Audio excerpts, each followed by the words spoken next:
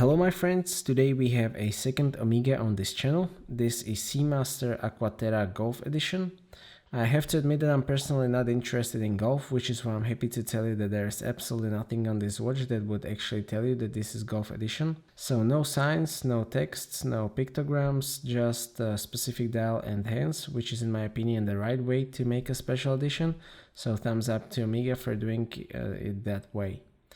Aqua Terra line generally belongs to category of sports watches characteristic by elegant, sophisticated looks in combination with certain degree of robustness, and these sports watches are usually suitable for most occasions.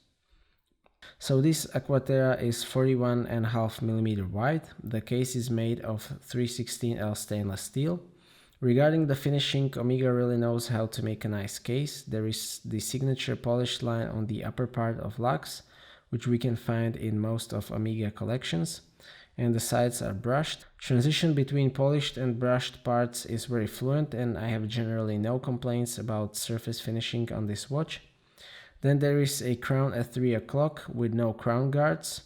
The crown is screwed down and it contributes to 150 meters of water resistance, which would be sufficient for a vast majority of people. The thickness of this watch is 13.3mm, and I thought that it would be something that I would criticize, but on this watch I actually didn't mind it. I found the wearing comfort to be very good, and Omega does a great job of hiding the thickness with horizontal lines of the case, and the thickness gives the watch certain presence on the wrist. On the bottom of the case there is a see-through case back, showing beautifully finished master coaxial movement. We will get to that later. The lug width is 20mm, so it will be no problem to install an aftermarket strap for this watch. There is also 38.5mm version of this watch, but if your wrist is at least 165mm, I would go with 41.5mm version.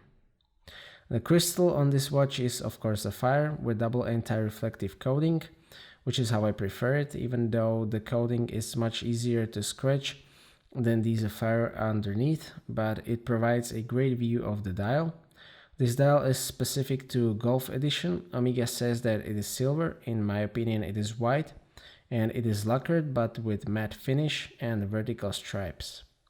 The hour and minute hands are chemically blued, which is the proper way to do it, and the second hand is 18 karat gold. Indices are silver, but overall legibility is very good because of the contrasting hands and the blue minute markers. There is superluminova on hands and on indices, but the design doesn't allow substantial amount of it.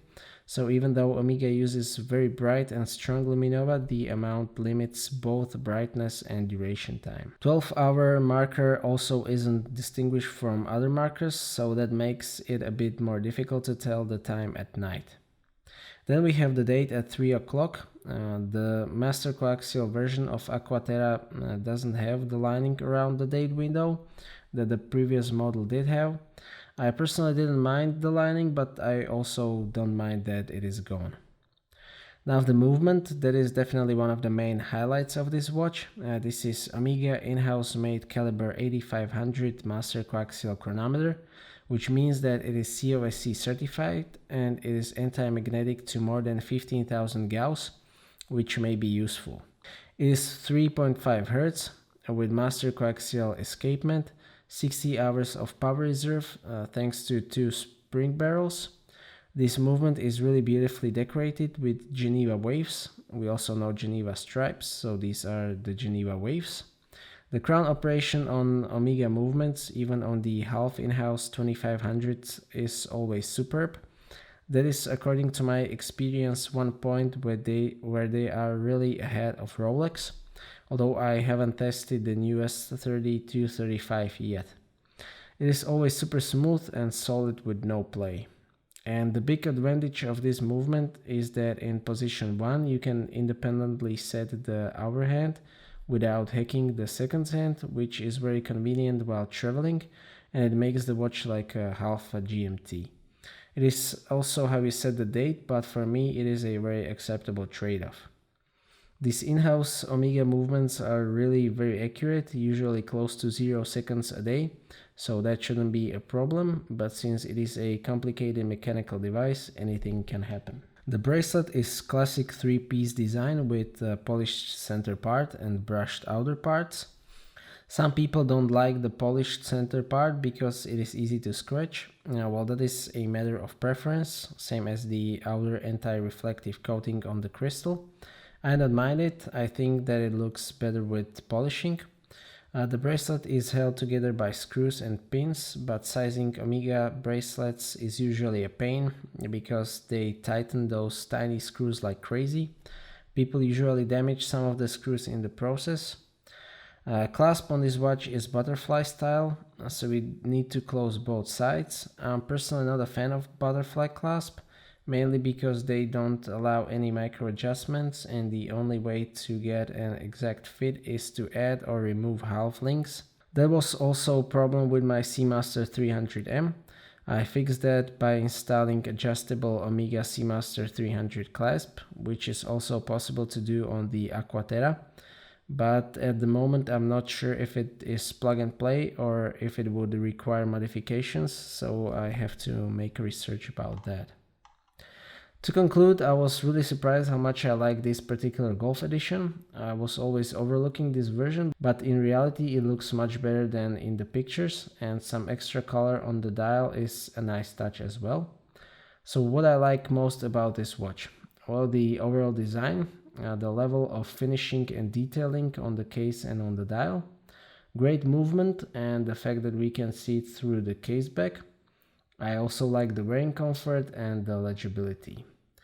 The lume is probably a bit of weakness on this watch, but there is a design trade-off, and I'm generally not a fan of butterfly clasps, so for me a conversion to Seamaster 300 clasp would be necessary. The MSRP of this watch is $6,000 or 5,000 euros. Street price starts around 3,800, and in US it will be even lower, but without factory warranty if you buy it gray market. There will also be one more video featuring this watch, and that will be comparison with Seamaster 300M. I would really like to thank the gentleman who was very kind to lend me this watch for a review. I greatly appreciate it, and it wouldn't be possible for me to make this video otherwise. And thank you for watching. I hope that you like this video. If you are a watch enthusiast in general, please consider subscribing to this channel. There is a lot more to come. I always appreciate your feedback in form of thumbs up or thumbs down. If you would like to ask anything or share your opinion, please do so in the comment section, and see you next time.